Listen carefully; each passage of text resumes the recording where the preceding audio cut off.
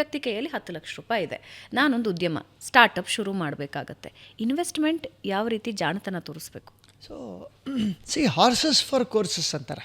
ಅಂದರೆ ಇದಕ್ಕೆ ಹೀಗೆ ಅಂತ ಒಂದು ಪ್ರಿಸ್ಕ್ರಿಪ್ಷನ್ ಕೊಡೋದು ಕಷ್ಟ. ನನ್ನ ಹತ್ರ ಇರೋದೇ ಇಷ್ಟು ದುಡ್ಡು, ಇಷ್ಟನ್ನು ನಾನು ನವೋದ್ಯಮಕ್ಕೆ ಹಾಕ್ಬಿಡ್ತೀನಿ ಅಂತ ಅಂದರೆ ಮುಟ್ಟಾಳ ಅಂತ ಕರಿತೀವಿ. ಓಕೆ, ಫೇಲ್ಯೂರೇ ಜಾಸ್ತಿ ಸಕ್ಸಸ್ಗಿಂತ ಅಂತ. ಒಂದು ನವೋದ್ಯಮವನ್ನು ಕಟ್ಟೋ ಪ್ರಕ್ರಿಯೆಯಲ್ಲಿ ನಿಮಗೆ ಆ ನವೋದ್ಯಮ ಕಟ್ಟೋದ್ರ ಬಗ್ಗೆ ಎಷ್ಟು ನಂಬಿಕೆ ಇದೆಯೋ, ಬಹುಶಃ ಅದರಲ್ಲಿ 50-60-70% ನಂಬಿಕೆಯನ್ನು ನೀವು ಒಂದಷ್ಟು ಜನರಲ್ಲಿ ಬಿತ್ತೋದಕ್ಕೆ ಸಾಧ್ಯ ಅಂತ ಅಂದರೆ, ಅವರಿಂದ ಹೂಡಿಕೆ ಪಡ್ಕೊಳ್ಳೋದಕ್ಕೆ ಸಾಧ್ಯ ಅಂತ ಅಂದರೆ, ಇಟ್ ಡಸ್ 2 ಥಿಂಗ್ಸ್. ಒಂದು, ನೀವು ಶ್ರಮ ಹಾಕ್ತೀರಿ, ಅವರು ಹಣ ಹಾಕ್ತಾರೆ, ಒಟ್ಟು ಸೇರಿ ನೀವು ನವೋದ್ಯಮ ಕಟ್ತೀರಿ ಅನ್ನೋ ಥರ ಆಗುತ್ತೆ, ಡಿ-ರಿಸ್ಕ್ ಆಗುತ್ತೆ.